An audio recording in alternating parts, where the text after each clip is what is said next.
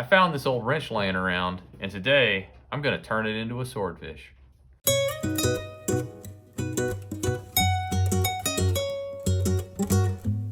Once I start my idea, I usually start out with a sketch. After I do my sketch, then it's off to cleaning up all the parts. So I go through and grind all the rust or metal, whatever I have to do, get them all cleaned up and ready to go. The thing I wanted to do before I get this mounted to the body plate is I wanted to make sure I get this eyeball. I found a ball bearing. I'm gonna try to mount it inside here to make the eyeball. But I think the way to do that, I drilled a hole right through here that this nail will fit through.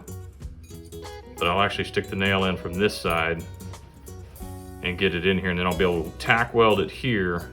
After I weld, I'm gonna weld this ball bearing to this nail, and that way I'll be able to stick this piece in here, weld it here, and grind it, because otherwise I won't be able to get inside there and grind this and clean it up. So I'm gonna try welding this nail to this ball bearing, then we'll come back and put it inside here.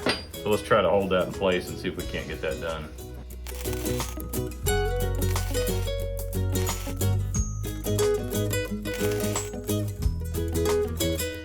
Adding the eyeball actually worked. So now I'm basically mounting this thing to a stand so I have something to build off the backbone, so it gives me a little bit of a structure to start with. As I work on these pieces, I go along and make adjustments to make sure it's something that how I envision the piece to come out. So like here I'm hammering out the fin, the tail fin, because that's going to be one of my starting pieces to kind of give me the results that I need.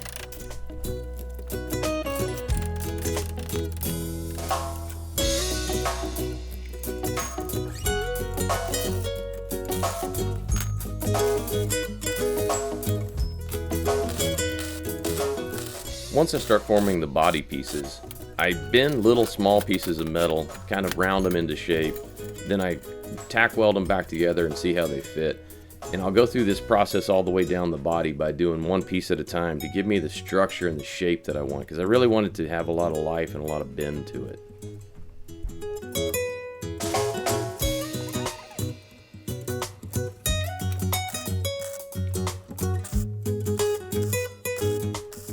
I'm using 15 gauge metal today, and it's easy enough to bend and also does a good job welding without punching holes through it.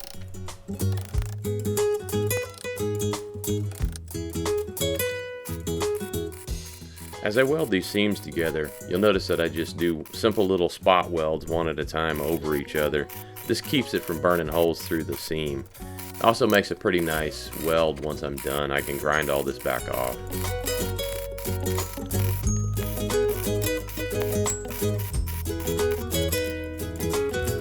I mark and cut the pieces to cut them down with a plasma cutter to get them into the finished shape. As I'm going along with this process, I adjust everything by eye to visually get the fish where the shape I want him to be.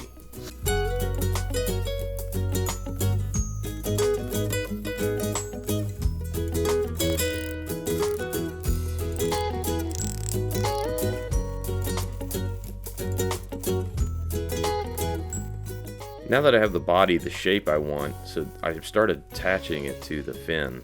And once I have this attached to the top fin, this is really going to give me the base structure of the fish, and then I'll be able to add all the detail on top of it.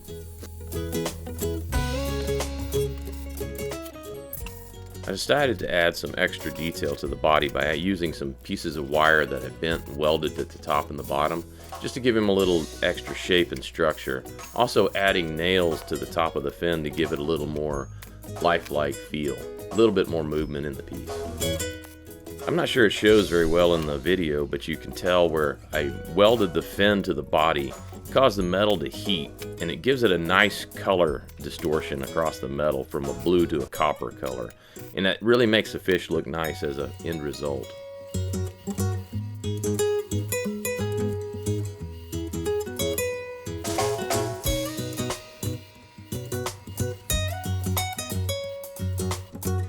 I have to heat this pulley because it's made of cast metal, and I'm going to weld this extra washer piece I found onto it because it's going to be easier to weld the bolts and stuff to the washer than it is to weld them to the pulley. And actually it turned out really nice in the end because it gave me a little more look from the pulley actually adding to the splash.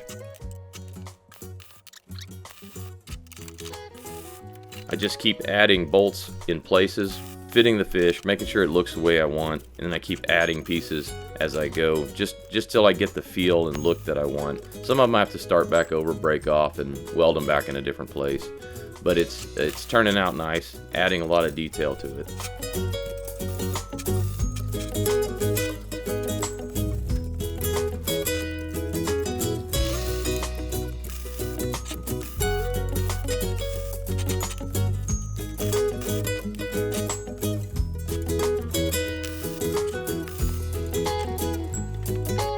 Once I got all the bolts, nuts, and washers added to this base, the hardest part was cleaning it back up. It had a lot of welding splatter, a lot of dirt and weld marks down inside and the soot from the welding.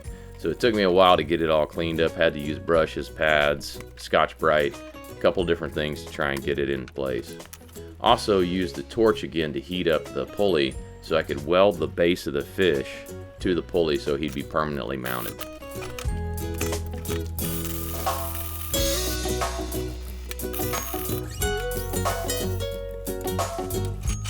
Once I got the fish mounted to the base, I used a little bit of clear satin finish just to spray and protect everything, keep it from rusting.